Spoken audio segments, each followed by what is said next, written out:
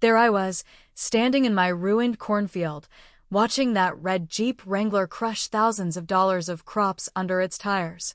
The HOA president, behind the wheel, had the audacity to tell me she had every right to drive through my farm. 3 generations of my family's hard work meant nothing to her. But what she didn't know that morning was that I owned the land beneath their $1 million clubhouse, and I already had the bulldozer keys in my pocket. How did this entitled HOA tyrant end up watching me tear down their precious infinity pool while the entire neighborhood cheered me on? My name is Henry Miller, 58 years old, and the proud owner of Miller Family Farms. My grandfather purchased these 200 acres in 1937 during the tail end of the Great Depression. He paid cash money he'd saved penny by penny, working double shifts at the factory while growing food for his family on rented land. This wasn't just any farm to us. This was our heritage, our legacy. The soil here contains my family's blood, sweat, and tears. I still have the calluses to prove it, and so did my father before me and his father before him. For over 80 years, we've grown the corn, soybeans, and wheat that fed this community and half the county. Back when I was a boy, our farm was surrounded by other family farms in open countryside. The nearest neighbor was a quarter-mile down the road, and everybody understood the unwritten rules of rural life: respect property lines, help when needed, and recognize that farming means early mornings, occasional dust, and the honest smells of working the land. All that changed 15 years ago when the developers broke ground on Oakwood Estates. Suddenly, my eastern property line was facing cookie-cutter mansions with 3-car garages and pristine lawns that never saw children playing on them. They built stone entrance gates with gilded letters and streets with pretentious names like Grand Wellington Drive and Buckingham Court. I wasn't thrilled about it, but I tried to be reasonable. Times change, and farmers understand better than most that you have to adapt or die. I agreed to maintain a 50-foot buffer zone of wildflowers between my crops and their properties to make the transition more aesthetic. I even let them use my north field for their 4th of July picnics and Easter egg hunts. Most of the residents were decent enough. Some even appreciated having pastoral views from their back windows. A few would bring their grandchildren to watch the harvest or buy fresh sweet corn from my roadside stand. But everything changed when Beverly Caldwell, a 55-year-old former corporate executive with zero understanding of agriculture, became HOA president last year. From her first day in office, Beverly treated my multi-generational farm like it was some kind of eyesore, degrading her precious property values. The complaint letters started arriving weekly. My tractors were too loud during planting season, the dust during the dry spells was unacceptable, and God forbid the occasional whiff of natural fertilizer reached her synthetic landscape. I tried explaining politely that the farm had been here 80 years before the first foundation was poured at Oakwood Estates. I invited her to visit, to understand what we do and why certain aspects of farming can't be scheduled around HOA convenience. She declined, saying her time was too valuable for agricultural tourism. It should have been my warning that things would only get worse, but even I couldn't have predicted just how far Beverly would go to assert her imagined authority over my land. It happened on August 23rd last year, a date that's now burned into my memory alongside my anniversary and my children's birthdays. The corn was perfect that season, nearly 8 feet tall, thick and golden, heavy with promise.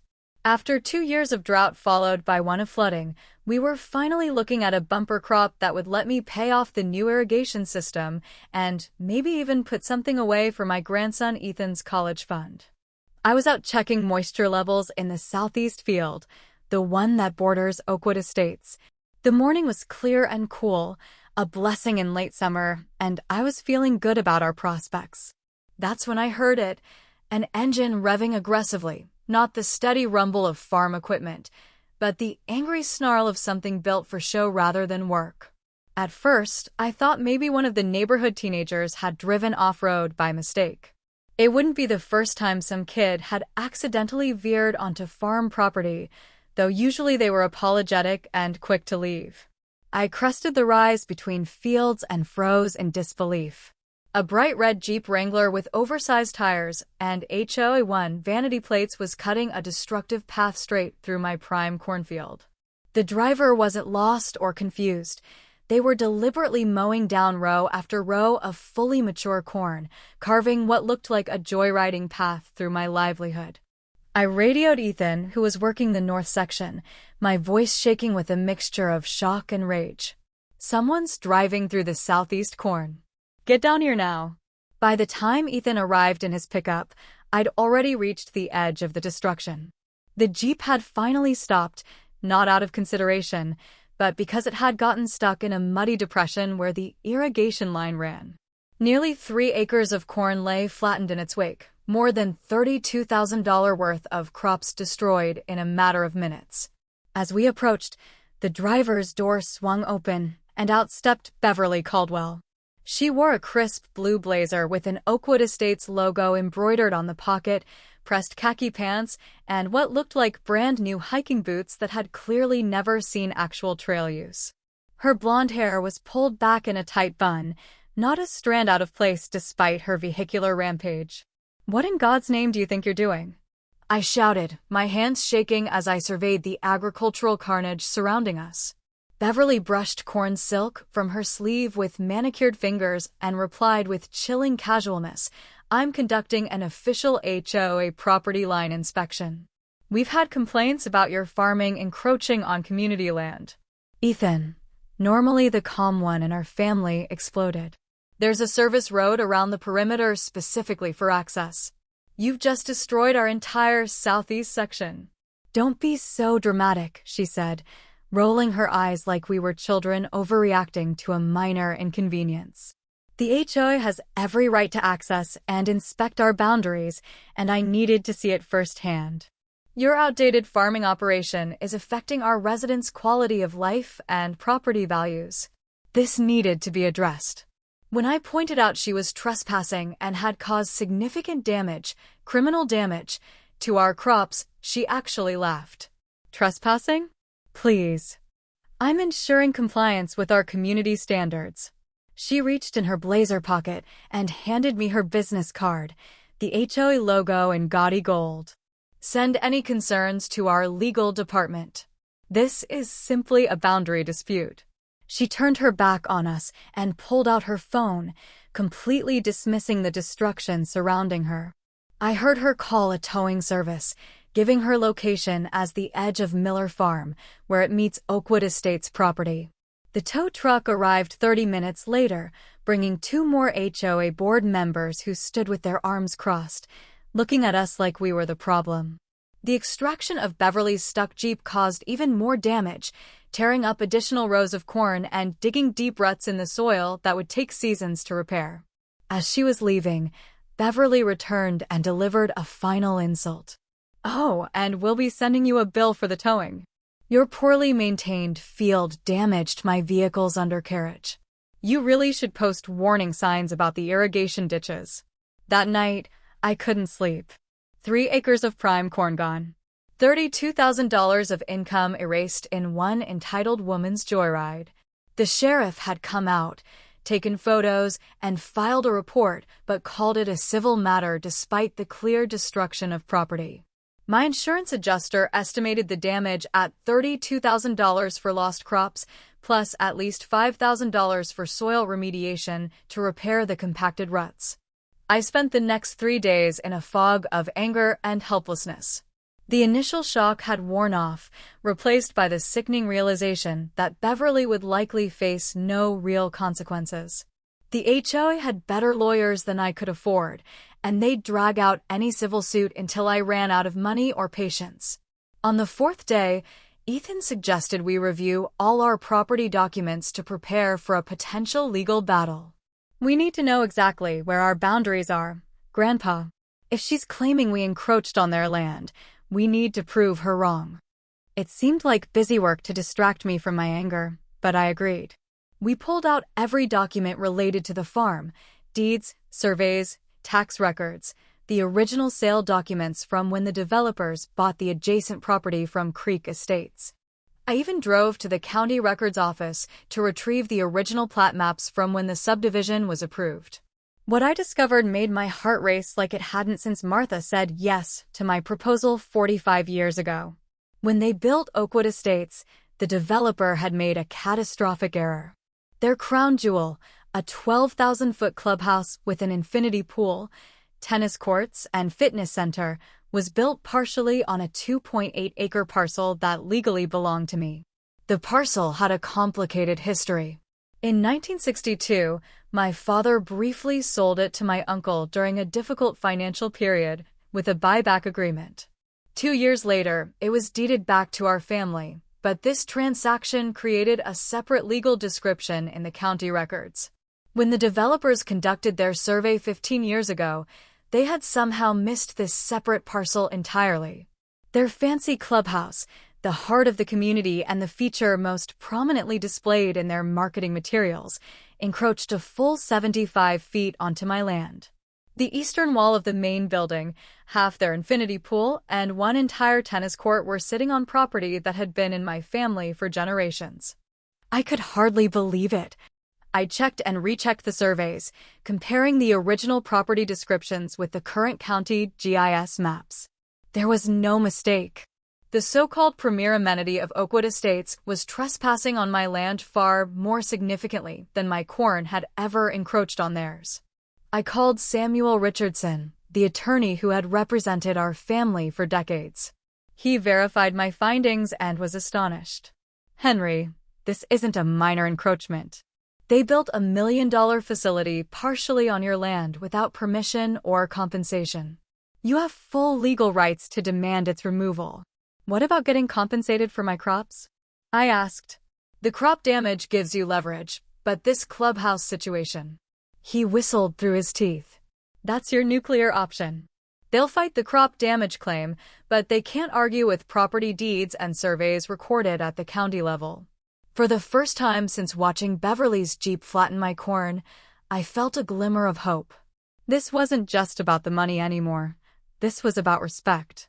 Respect for boundaries, for property rights, for the agricultural heritage that sustained this community long before fancy subdivisions arrived. Armed with certified surveys, property deeds, and a letter from Samuel outlining my legal position, I requested an emergency meeting with the HOA board. They reluctantly agreed, probably expecting me to beg for compensation for my damaged crops. The meeting was scheduled for 7 p.m. on a Tuesday, in the very clubhouse that sat partially on my land. 5 board members waited at a mahogany table in their executive conference room, with Beverly at the head, looking annoyed at what she called unnecessary drama. When I walked in with my folder of documents, "Mr. Miller," she began with practiced condescension, "We understand you're upset about our necessary property line inspection, but this meeting is merely a courtesy. Our legal team has determined that." I cut her off by spreading the certified survey maps across their polished table. "Before you continue, I should inform you that you're all currently trespassing," I said calmly. The room went silent. Beverly blinked rapidly, the first sign of uncertainty I'd ever seen on her face. "What exactly are you implying?" asked James Wilson, the HOA vice president, a retired engineer who had always been civil in our few interactions. I explained the situation methodically. Their clubhouse, their community showpiece, was built illegally on my land. I own the ground beneath half the building, including most of their infinity pool and the eastern tennis court. "That's absurd," Beverly snapped, her composure cracking. "The developer assured us all property lines were verified before construction." "The developer made a critical error," I replied, sliding the certified survey toward her. "This parcel was under a separate deed number due to a temporary transfer within my family in the 1960s. Their surveyors missed it entirely." I turned to look each board member in the eye. "And now you have a choice. Either compensate me fully for my destroyed crops and sign a new agreement respecting my farm's operation, or I'll exercise my legal right to reclaim my property, which means removing everything on it." Beverly laughed nervously, glancing at the other board members for support. "You can't possibly expect to tear down $1 million clubhouse over some corn." "I've already filed the necessary legal paperwork," I replied, my voice steady. "You have 48 hours to accept my terms, or my bulldozer starts removing what's on my land." James Wilson, the vice president, leaned forward. "What exactly are you proposing, Henry?" I laid out my terms clearly: $50,000 compensation for my destroyed crops and soil remediation, Beverly's immediate resignation from the board, and a formal apology in the community newsletter. A new easement agreement allowing the clubhouse to remain with annual payments of $15,000, and a good neighbor policy document respecting normal farming operations. Beverly slammed her hand on the table. "This is extortion. We'll countersue for harassment." "Please do," I replied calmly. "I look forward to explaining to a judge how you personally destroyed $32,000 worth of my crops while trespassing, then had the audacity to demand I pay for the towing bill. They called an emergency executive session, asking me to leave while they discussed." Through the glass doors of the conference room, I could see heated arguments erupting. Beverly was waving her arms, her face red with fury, while James and two other members appeared to be urging caution. The next morning, instead of a settlement offer, I received a certified letter. The HOA was rejecting my preposterous claims and threatened countersuits for fabricating boundary disputes and making terroristic threats against community property. Beverly had convinced the board to fight rather than negotiate.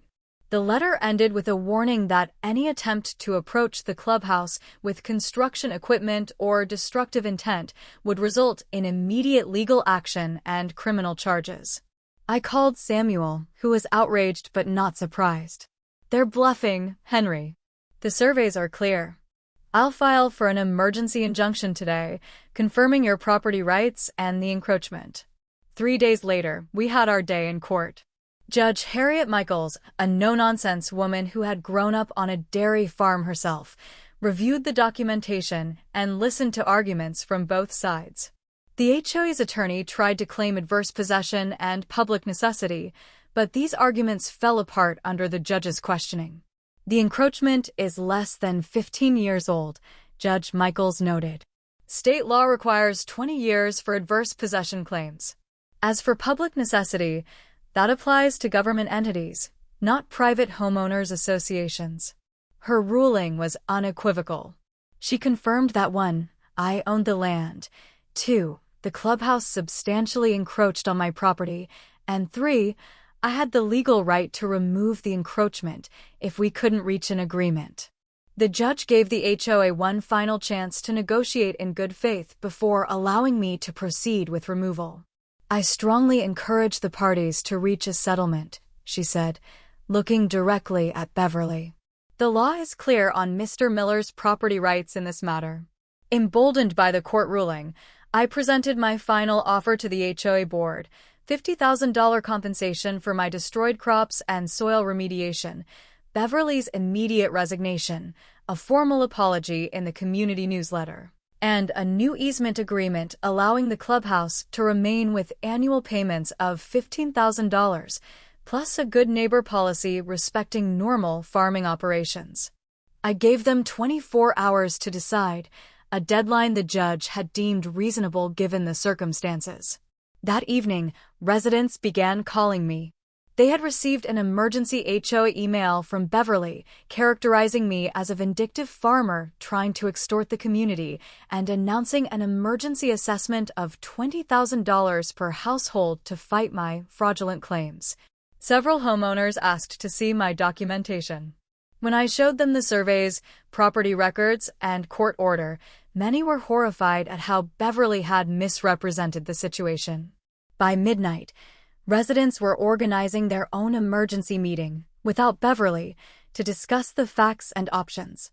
When no acceptance came by my deadline, I had no choice but to follow through. At 7 a.m. the next morning, I drove my yellow Caterpillar D8 bulldozer down the main road toward the clubhouse. I was flanked by Samuel and the county sheriff, who carried copies of the court order authorizing me to remove encroachments on my property. Word had spread throughout the community. Local news cameras had somehow gotten wind of the situation, probably tipped off by one of the residents. Reporters lined the street as homeowners gathered to watch the confrontation unfold. Some looked angry, others curious, and a surprising number seemed supportive of my position after learning the facts. Beverly stood on the clubhouse steps with two security guards, looking both furious and terrified as the rumbling bulldozer approached. She wore the same blue blazer as the day she destroyed my crops, a detail that wasn't lost on me. I positioned the bulldozer at the property line, engine rumbling. The sheriff approached Beverly with the court order, while Samuel used a bullhorn to announce, "This is your final opportunity to accept Mr. Miller's reasonable terms before legal removal of the encroachment begins." Beverly snatched the papers and screamed, "You'll regret this." We